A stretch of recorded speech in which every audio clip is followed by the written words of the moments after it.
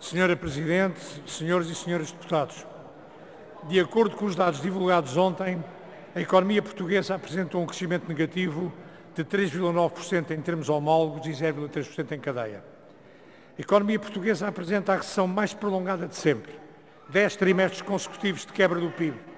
Em 2008-2009, grande recessão a nível mundial, a nossa economia retraiu 4 trimestres consecutivos. Agora, no primeiro trimestre do ano, já vai na 10ª quebra consecutiva. Comparando a União Europeia, destaca-se Portugal apresenta uma contração do PIB cerca de 6 vezes maior do que a União Europeia a 27 e 4 vezes maior do que a zona euro. O reflexo desta situação nos níveis de emprego é explosivo. A taxa de desemprego estimada para o primeiro trimestre aproxima-se dos 18%, valor que é cerca de 3% superior ao do trimestre homólogo de 2012. Uma análise fina dos números demonstra que é a queda brutal da procura interna que apresenta o contributo mais negativo para este quadro. Assim se explica o número crescente de empresas a encerrar por todo o país e em todos os setores, com especial incidência na construção civil, na restauração e no pequeno comércio. Em 2011 encerraram 1.600 empresas, em 2012 cerca de 2.200 e em menos de metade deste ano já encerraram 2.363, ou seja, mais do que em todo o ano anterior. Poder-se-ia dizer que este é o preço que a comunidade teria de pagar para curar as finanças públicas, a dívida e o déficit, dos excessos ditos do passado. Mas, infelizmente, nem isso pode ser invocado. Portugal apresenta o maior crescimento anual da dívida pública da União Europeia, 5 vezes superior ao crescimento verificado na zona euro. Crescimento de 10% em valor e mais 15,3 pontos percentuais em percentagem. Quanto ao déficit público, situa-se em 10,6 mil milhões de euros, o equivalente a 6,4% do PIB, o que representa um crescimento de 40% em valor e mais 2 pontos percentuais do PIB. Comparando com a União Europeia, Portugal apresenta o terceiro maior crescimento anual.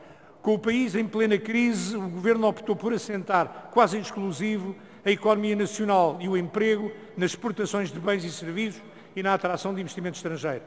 De janeiro a junho de 2011, as exportações aproximaram-se dos 21 mil milhões de euros, o que significou um aumento de 17,7% relativamente a idêntico período de 2010. A partir daí entraram em franca desaceleração, estimando-se para este ano um aumento marginal de 0,8% ou mesmo a estagnação. Quanto ao investimento estrangeiro líquido, não tem parado de descer e o único investimento estrangeiro relevante é o atraído pelas condições em que estamos a vender património público. Pretende-se com isto dizer que os dois pilares da economia e do emprego estão a ceder e correm o risco, se a trajetória política não for mudada com urgência, de liquidar o que resta do tecido económico nacional. É que a eficácia desta política em período de forte austeridade orçamental apenas pode funcionar no pressuposto que o crescimento da procura externa relevante esteja assegurado e que a competitividade seja salvaguardada. A desaceleração da procura externa, de que são exemplos a recessão em França e o anémico crescimento alemão, 0,1%, aliado ao abandono da política de competitividade e à austeridade cega, tem-nos conduzido para o brutal colapso económico e descalabro social em que estamos a viver. Aqui chegados, impõe-se a pergunta: que fazer? Senhora Presidente, senhores e senhores deputados, o Dr. Carlos Albreu Amorim, referindo-se um pouco inesperadamente ao Ministro das Finanças, disse que a sua política estava esgotada. Em nosso entender e no de muitos membros da atual coligação, é todo o Governo que está esgotado e a prosseguir uma política que destrói a economia e o emprego, pondo gravemente em causa a coesão nacional. Urge, pois,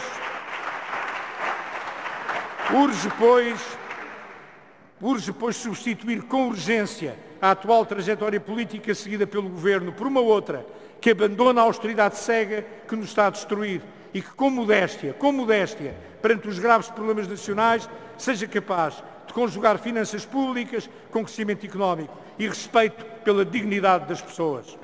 Portugal precisa de um novo Governo que conheça e acredite no nosso país e que aposte com coragem e determinação no seu desenvolvimento com humanidade e com justiça.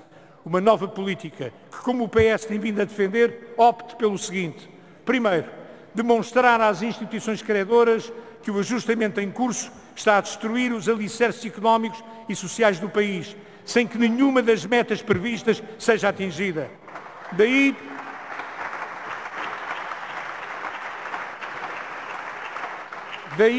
que seja imprescindível, também em benefício dos credores, repito, também em benefício dos credores, renegociar as condições de ajustamento, por forma a que Portugal possa solver os seus compromissos e iniciar o caminho da recuperação económica. Dinamizar a procura interna através da adoção prioritária das seguintes medidas. Cessar imediatamente a aplicação de mais medidas de austeridade enquanto a situação de crise profunda se mantiver.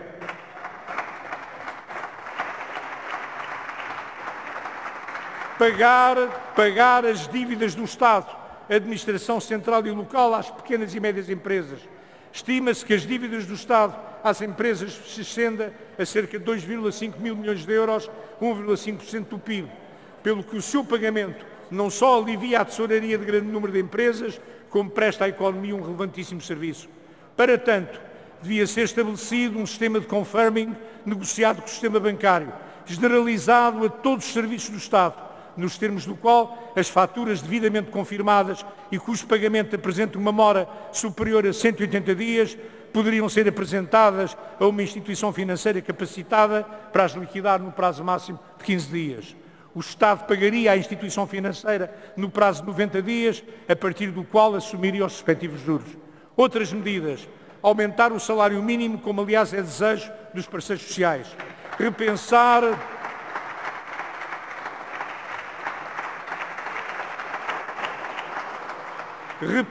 a fiscalidade sobre os rendimentos do trabalho.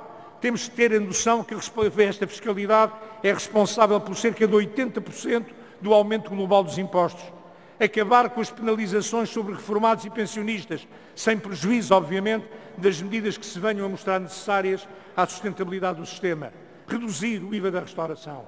Dinamizar o investimento, utilizando a política fiscal e de crédito para apoiar seletivamente o investimento nacional e estrangeiro em bens transacionáveis destinados à exportação ou à substituição de importações.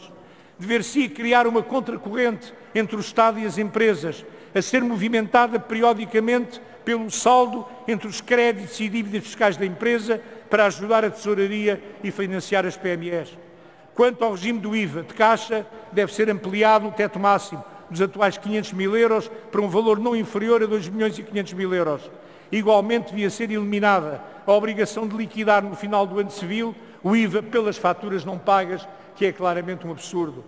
Finalmente, nas operações em que o Estado seja parte, dever-se criar um regime especial de exigibilidade para o IVA, à semelhança do que já existe para as empreitadas e subempreitadas de obras públicas.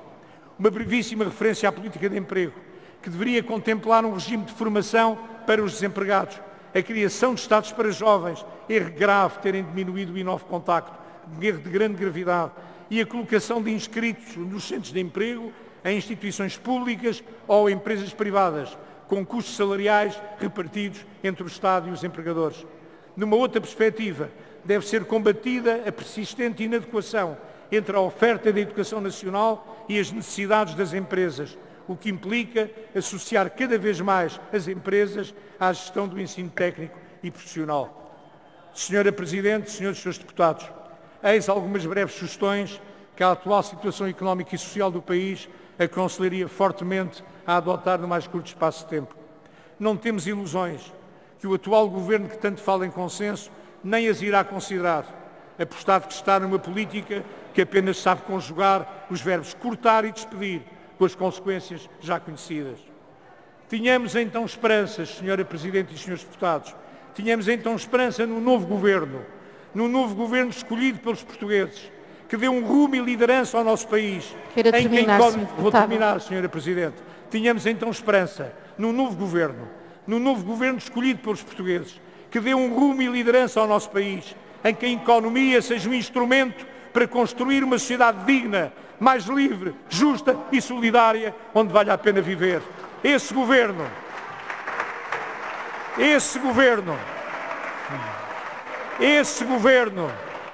governo será um governo do Partido Socialista, do partido a cuja bancada tenho a honra de pertencer, um governo do Partido Socialista.